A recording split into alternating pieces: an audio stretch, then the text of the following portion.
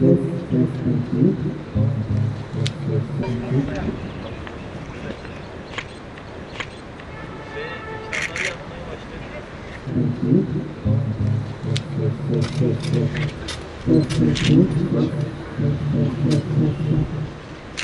yılın başından itibaren hem Sağlık Bakanlığı ile ortak yapılan eğitim projeleri, hem ambulans teslimleri, hem de Kırgız hastaların Türk hastanelerinde ücretsiz tedavisi yöntemiyle sağlık alanında önemli işbirlikleri yapmaya başladık.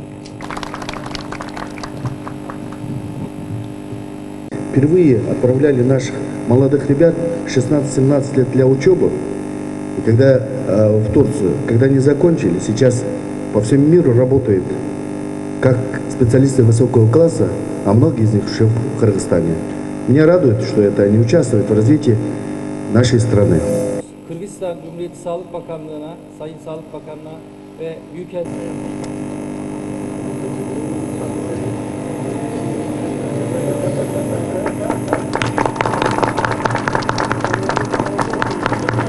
Burada faydalı olsun.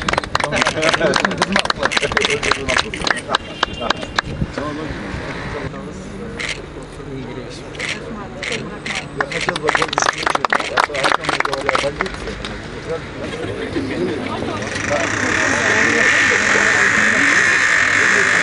Gel ya bana konuşalım.